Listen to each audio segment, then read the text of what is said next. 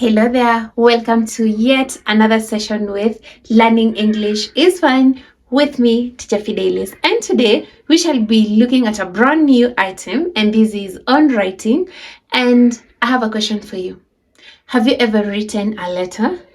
Any kind of letter to your friend, to your boss, apologizing for something you did wrong, when you want to apply for a job, inviting your friends?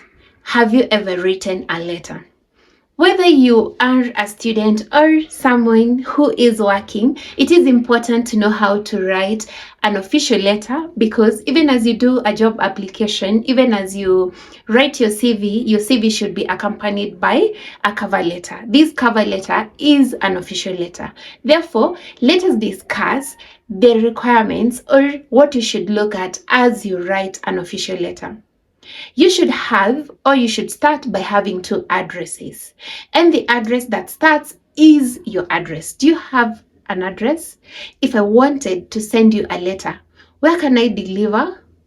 Well, you can come up with any address that you can use in any case if you're working on this as an academic kind of thing. But if you're writing to apply for a job, then it is important that you use a real postal address that can be used to send a letter to you. Now, when you write this address, you should not have your name in the address. So you can write PO Box 223311 Nairobi, or if you have an actual address, you can use it. You can start by using the name of the institution, followed by the box office number and the town. Once you write down that first address, what follows next is the date.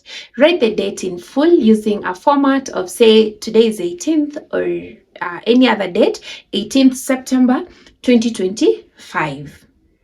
Skip a line to make sure that your work is neat. Skip a line and go to the address of the person you're writing to. Do you want to apply for a job? You can write to the managing director of a certain institution, of a certain company. So say to the managing director, Daily Nation, PO Box, give the PO Box number and the city, or the town in this case. So now we have two addresses, the first address followed by the date, then the second address. Have salutation. Are you writing to someone that you know? Say, dear Mr. So-and-so, dear Professor so-and-so. If you don't know the person you're writing to, then you can simply say, dear sir. Then go to the reference. The reference is denoted with RE. RE followed by a colon, then write the subject of what you want to discuss. Job application as an administrative secretary. A letter of apology for not completing the assignment. It could be anything, but you start by writing RE followed by what you want to talk about. In the body of the letter, you should have 3 paragraphs, and in those paragraphs, then you should indicate the reasons for writing this particular letter. Start with the first one by introducing whatever it is that you want to talk about. If it's a letter of application, you can talk about an advertisement that you saw in the Daily Nation newspaper. And after that, you decided to apply for this particular job. So mention the job that you want to apply for. The second paragraph should have now the details. Why do you think you're qualified for this particular job? Have you been working as an administrative secretary before? Do you have the expertise that is needed? Do you have the qualifications? Sometimes when you look at the rubric in a question, you'll find that sometimes the examiner will give you everything that you need. Starting with the requirements, your grades, the certificates or professional skills that you should possess. So when you have that in the rubric, then you just need to have that in the letter, and that is based off an academic perspective.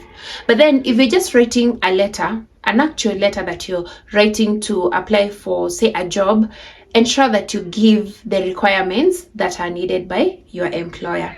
And in paragraph number 3, you can thank the person for taking the opportunity to read the letter that you have written, then offer your details in terms of if this person wanted to reach out to you, how can they contact you? So that is something you can write.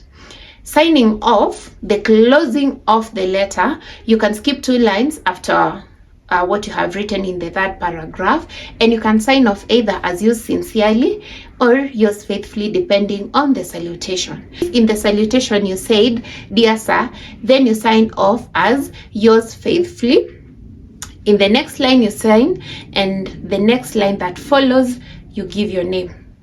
If you wrote to someone that you know, "Dear Susan," then you sign off as yours sincerely, sign and give your name. And that is how you write an official letter. Now, we have many official letters. A letter to the editor. Is there something that you have seen that is happening where you come from, and you want the editor, and you want the editor to come and highlight it? You can write to the editor. You can write to apply for a job. You can have a letter of apology. You can have an invitation people to come for your birthday party. If you do an informal letter, then you just need one address, and then you just go straight to the salutation. "Dear Dylan," "Dear." If you're writing an informal letter, then you only need one address, and after giving the date, you go straight to the salutation. So in the salutation, just say, "Dear Susan," "Dear, who is your friend?" So give the name of your friend, and you can go ahead and write something. And then the closing is the same. You can say, "Yours sincerely, best wishes, your best friend," and then you give your name. So will you be writing a letter?